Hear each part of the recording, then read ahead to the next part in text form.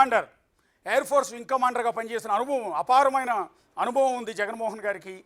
జగన్ గారు ఎట్లా సార్ ఇప్పుడు సగం ఫేక్ న్యూస్ స్ప్రెడ్ చేస్తున్నారు, ఏకంగా వీడియోలు కూడా స్ప్రెడ్ చేసేస్తున్నారు సోషల్ మీడియాలో. ఏంటి దీనికి సొల్యూషన్? సొల్యూషన్ ఏంటంటే అండి, మీరు చాలా చక్కగా క్లియర్గా చెప్పారు ఎవరిని నమ్మాలి, ఎవరిని నమ్మద్దు. ఇది ఎప్పుడు కూడా కంటిన్యూస్లీ అవుతానే ఉంటుంది. ప్రతి వార్ అప్పుడు publicity campaign, human intelligence and coupled with the way ఇవన్నీ కూడా ఎలా కంబైన్ చేసి ప్రజెంట్ చేస్తారో దాన్ని బట్టి ప్రతి పౌరుడి మనోబలం, దానికన్నా ఇంపార్టెంట్ యాక్చువల్ సోల్జర్ ఎవరైతే ఫ్రంట్కి వెళ్ళి వాళ్ళ ప్రాణం లైన్లో పెట్టి వాళ్ళ ప్రాణాన్ని డేంజర్లో పెట్టి ఫైట్ చేస్తున్నారో వాళ్ళ మనోబలాన్ని చాలా చాలా ఎఫెక్ట్ చేస్తుంది.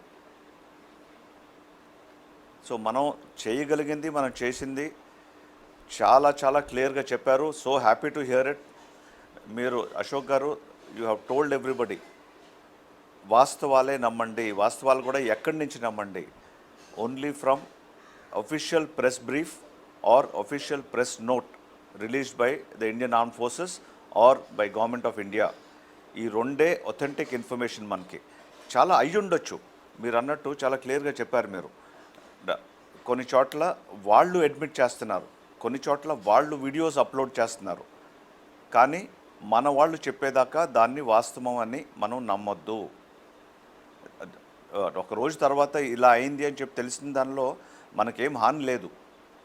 సో పీస్ఫుల్గా మనం చాలా చాలా కేర్ఫుల్గా ఈ ఆస్పెక్ట్స్ అన్నీ చూసుకుంటే they will be great progress అండి.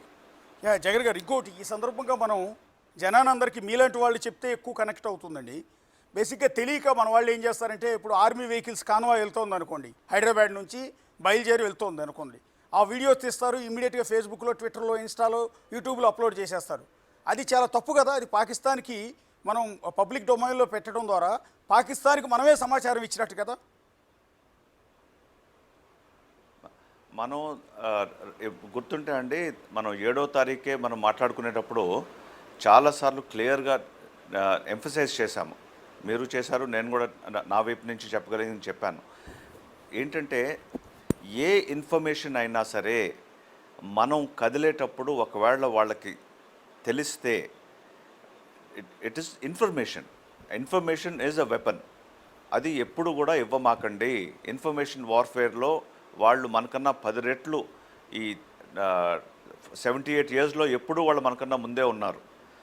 మనకి వేల ఛానల్స్ ఉండొచ్చు, కానీ మోర్ ఇంపార్టెంట్లీ ఈ ఇన్ఫర్మేషన్ గేమ్, పర్సెప్షన్ గేమ్ అనేది national media as well as international మీడియాలో వాళ్ళు they are ahead of us.